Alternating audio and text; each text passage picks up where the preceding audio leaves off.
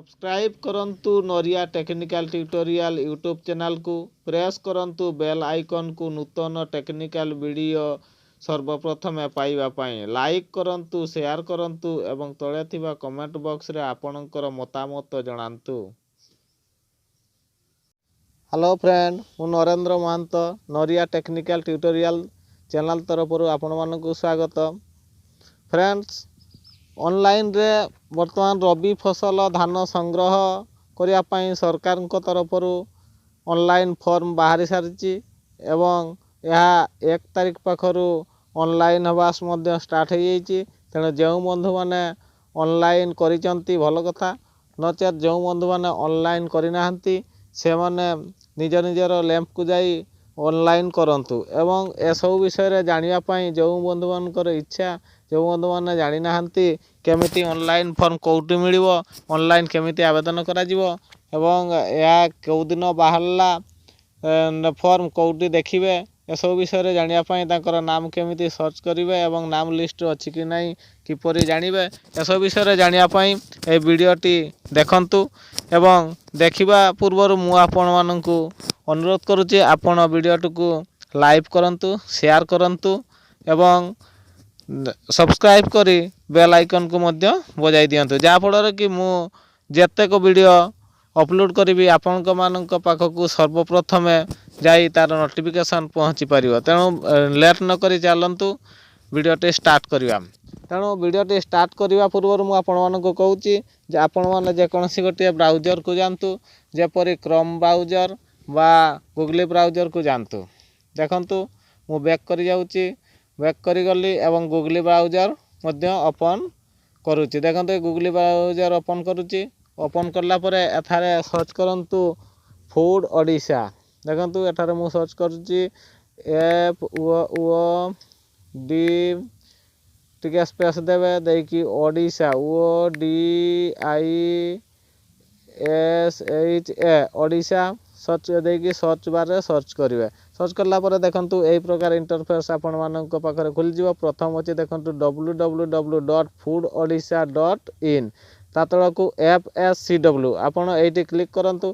Click कला परे देखंतु हमर ओडिशा गवर्नमेंट रो वेबसाइट टी खोली जाउची। एटार सब प्रकार जिनिस बाहरी आसुची ई डिस्ट्रिक्ट विषय रे मध्य एठारे अछि एवं टंकाकिया चाउल मध्य एठारे अछि सब प्रकार जिनिस अछि। एठारे देखंतु बाम पटरे देखंतु तळकु टिके तळकु स्क्रॉल करिवे देखिबे लंगळ धरी जण लोकटे अछि एवं सेटार फार्मर रजिस्ट्रेशन फैक्ट बोली लिखा आइछि। एटी क्लिक करंतु। क्लिक करला परे देखंतु डाउनलोड हे जिवो आपन को फोन रे डाउनलोड हला परे तळकु देखंतु आसी जाउछि। तळकु स्क्रॉल करंतु देखिबे रबी धान संग्रह सब रबी धान संग्रह पाई चाषी पंजीकरण एटी आसीगला। ता तळकु देखंतु सरकार तरफ एटा जारी कराइछि। तेणु ता तळकु आछि देखंतु चलित रबी ऋतु KMS 2019-20 पाई राज्य सरकार पूर्व वर्ष परि चाषी मानक ठारू सेमानंकर बळका धान क्रय करिवे। एथि पाई चाषी माने सेमानंकर अधिकृत प्राथमिक कृषि समवाय समिति बा लैंप बा महिला स्वयं सहायक गोष्ठी बा पानी पंचायत संक्षेप समिति रे आगुआ ऑनलाइन पंजीकरण करिबा आवश्यक। रबी धान संग्रह तारीख होची 1/5/2020 रु 30/6/2020 मध्य रे हेबो। वर्तमान देखंतु ता तळकु अछि गोटिए एटा विभिन्न प्रकार जिनिस दिया हैछि केमिति पूर्वरु पंजीकृत चाषी मानक नवीकरण केमिति करा जिवो ए विषय रे मध्य करा हैछि एवं नूतन चाषी को पंजीकरण केमिति करा जिवो ता विषय रे मध्य पूरा ओडिया रे लिखा हैछि किछि इंग्लिश नै पूरा ओडिया रे लिखा हैछि आपण माने सहज रे पढि परिबे। ता डाहण पडकु देखंतु चाषी मानकर दायित्व कोन से विषय रे मध्य लिखा हैछि। एटारे देखंतु कौ दिन फॉर्म बाहरला एवं केते तारिख रे लास्ट डेट से सब विषय रे मध्य लिखा हैछि। देखंतु जोटी चाषी मानकर दायित्व लिखा हैछि सेटारे देखंतु 3 नंबर रे देखंतु पंजीकरण उटके जूम कर दउछि। देखंतु पंजीकरण बा नवीकरण फॉर्म पूरण करी चाषी माने समिति कार्यालय रे तारीख 1/3/2020 रु तारीख 7/4/2020 मध्य रे ଦାଖଲ କରିବେ। ଦେଖନ୍ତୁ ସମ୍पूर्ण ବିବରଣୀ ଏଠାରେ ଦିଆହେଇଛି। ତେଣୁ ଆପଣମାନେ ଯିଏ ଜାଣିନାହାନ୍ତି ତେଣୁ ଏହି ଫର୍ମଟି ବା ଭିଡ଼ିଓଟି ଦେଖି ସାରିଲା ପରେ ଆପଣମାନେ ନିଶ୍ଚୟ ଯାଇକି ନିଜ ନିଜର ଲ୍ୟାବ୍ରେ ଏସବୁ ଆବେଦନ କରିପାରିବେ। ଆପଣ ଫର୍ମ କେଉଁଠି ମିଳୁଛି ଯଦି ଆପଣମାନେ ଜାଣିପାରୁନାହାନ୍ତି ତେବେ ଦେଖନ୍ତୁ ଏ ତଳେ ମଧ୍ୟ ଅଛି। ତଳେ ତାର ପୁରା ତଳେ ଲେଖା ହେଇଛି ଦେଖନ୍ତୁ ଏଠି ପଞ୍ଜୀକରଣ ପାଇଁ କ୍ଲିକ୍ କରନ୍ତୁ। ଏଟା ହେଉଛି କ'ଣ ଏଟା ତାଙ୍କର ଅଫିସିଆଲି ୱେବସାଇଟ୍ରେ ଖୋଲିବ ଆଜ୍ଞା। ଏଠି ଆମେ ତାକୁ ଖୋଲିକି ଅନଲାଇନ୍ ସେଠି କରିପାରିବୁ ନାହିଁ।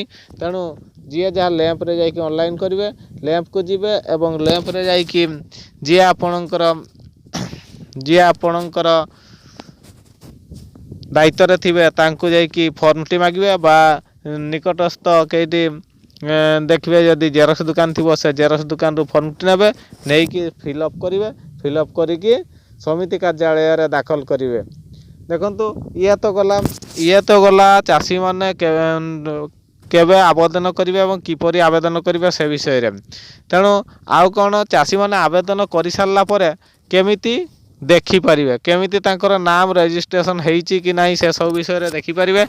ସେ ସବୁ ବିଷୟରେ ଜାଣିବାକୁ ହେଲେ ଏଇ ୱେବସାଇଟ୍ର ଦେଖନ୍ତୁ ଟିକେ ବ୍ୟାକ୍ କରିଯାଆନ୍ତୁ। ମୁଁ ଟିକେ ବ୍ୟାକ୍ କରିଯାଉଛି ଦେଖନ୍ତୁ ଟିକେ ବ୍ୟାକ୍ କରିଗଲି। ଆଉ ଥରେ ସେଇ ୱେବସାଇଟ୍କୁ ଖୋଲନ୍ତୁ। ଦେଖନ୍ତୁ ୱେବସାଇଟ୍କୁ ଖୋଲନ୍ତୁ। ଖୋଲିଲା ପରେ ଏଇ ୱେବସାଇଟ୍ ଖୋଲିଦେଲା ପରେ ଦେଖନ୍ତୁ ସବା ଉପରେ ଦେଖନ୍ତୁ ଗୋଟେ ଅଛି। ସବା ଉପରେ ଦେଖନ୍ତୁ ଉପରେ ଲେଖା ହେଇଛି। ମୁଁ ଜମ୍ପ କରିକି ଦେଖେଇ ଦେଉଛି। ପୁରା ଉପରେ ଦେଖନ୍ତୁ about act, scheme and programmes, citizen information, ତାପରେ ପବ୍ଲିକେସନ୍, ତାପରେ ଟେଣ୍ଡର୍ସ, ତାପରେ ଟ୍ରାନ୍ସପାରେନ୍ସି ପୋର୍ଟାଲ୍ସ। ଦେଖନ୍ତୁ ଏଇ ଟ୍ରାନ୍ସପାରେନ୍ସି ପୋର୍ଟାଲ୍ସରେ କ୍ଲିକ୍ କରନ୍ତୁ। ଏଠାରେ କ୍ଲିକ୍ କଲା ପରେ ଦେଖନ୍ତୁ ଆପଣଙ୍କର ଆଉ ଗୋଟେ ଏଇଭଳିଆ ଇଣ୍ଟରଫେସ୍ ଖୋଲିଯିବ। ତେଣୁ ଇଣ୍ଟରଫେସ୍ ଖୋଲିଲା ପରେ ଦେଖନ୍ତୁ ଡାହାଣ କଡ଼କୁ ଯେଉଁଠି ପ୍ରୋସିମେଣ୍ଟ ଲେଖା ହେଇଛି ସେଇଠି ଦେଖନ୍ତୁ ଭେରିଫାଇ ଫାର୍ମର ରେଜିଷ୍ଟ୍ରେସନ୍ ରିପୋର୍ଟ, ଫାର୍ମର ରେଜିଷ୍ଟ୍ରେସନ୍ ଷ୍ଟାଟସ୍ ରିପୋର୍ଟ ଏବଂ ନାଓ ଫାର୍ମର ରେଜିଷ୍ଟ୍ରେସନ୍ ଷ୍ଟାଟସ୍। ଏଇଠାରେ କ୍ଲିକ୍ କରନ୍ତୁ। ନାଓ ଫାର୍ମର ରେଜିଷ୍ଟ୍ରେସନ୍ ଷ୍ଟାଟସ୍ ଉପରେ କ୍ଲିକ୍ କରନ୍ତୁ। କ୍ଲିକ୍ କଲା ପରେ ଦେଖନ୍ତୁ ଆପଣଙ୍କର ଏଇଭଳିଆ ଇଣ୍ଟରଫେସ୍ ଆସିଯିବ। ଏଠାରେ ଦେଖନ୍ତୁ ପୁରା ଡିଟେଲ୍ସ ଆପଣଙ୍କର ଦିଆହେଇଛି ଯେ 2019-20 ମସିହା ଦିଆହେଇଛି ଏବଂ ସିଜିନ୍ ରବି ସିଜିନ୍ରେ କେଉଁମାନଙ୍କର ନାମ ଆସିଛି ନ ଆସିଛି ଏଇସବୁରେ ଦେଖିବା ପାଇଁ ଏଠି ରବି ସିଜିନ୍। ଯଦି ଆପଣ ଖରିଫ ସିଜିନ୍ରେ ଦେଖିବା ପାଇଁ ଚାହୁଁଛନ୍ତି ତେଣୁ ଖରିଫ ବି ଏଠି ଲେଖିପାରିବେ। ତାପରେ ଏଠି ଫାର୍ମାରର ଆଇଡ଼ି ଅନୁସାରେ ଆପଣ ମଧ୍ୟ ଚେକ୍ କରିପାରିବେ ଆଇଡ଼ି କୋଡ଼ ଅନୁସାରେ। କିନ୍ତୁ ଆମେ ସେସବୁ ନ କରିକି ଆମେ ଡାଇରେକ୍ଟ ଦେଖନ୍ତୁ ଏଠାରେ ଆମେ ଡିଷ୍ଟ୍ରିକ୍ଟ ଉପରେ କ୍ଲିକ୍ କରିବୁ। ଡିଷ୍ଟ୍ରିକ୍ଟ ଉପରେ କ୍ଲିକ୍ କଲୁ। ଡିଷ୍ଟ୍ରିକ୍ଟ ଉପରେ ଯେ ଆପଣଙ୍କର ଯେଉଁ ଡିଷ୍ଟ୍ରିକ୍ଟ ଆପଣ ସେଇ ଡିଷ୍ଟ୍ରିକ୍ଟ ଦେବେ।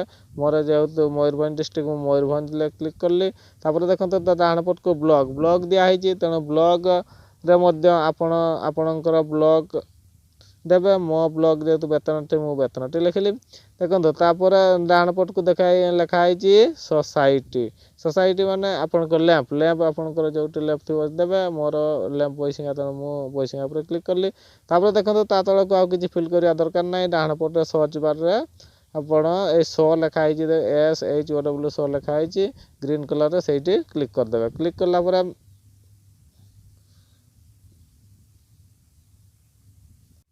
ଏଠାରେ କ୍ଲିକ୍ କରିଦେବେ। କ୍ଲିକ୍ କଲା ପରେ ଦେଖନ୍ତୁ ଯେହେତୁ ରବି ଫସଲରେ ଏପର୍ଯ୍ୟନ୍ତ ରେଜିଷ୍ଟ୍ରେସନ୍ ହୋଇନାହିଁ ତେଣୁ ଏସବୁ ଦେଖାଉନାହିଁ। କିନ୍ତୁ ଯେତେବେଳେ ରେଜିଷ୍ଟ୍ରେସନ୍ ହେଇଯିବ ଏବଂ ତାପରେ ଆପଣ ଆସିକି ରେଜିଷ୍ଟ୍ରେସନ୍ କରିସାରିକି ଏଠାରେ ସର୍ଚ୍ଚ କରିବେ। ସର୍ଚ୍ଚ କଲା ପରେ ଆପଣଙ୍କର ନାମ ସେ ଲିଷ୍ଟ ଅନୁସାରେ ବାହାରି ପଡ଼ିବ। ତେଣୁ ଆଜିକା ପାଇଁ ଭିଡ଼ିଓଟି ଏତିକି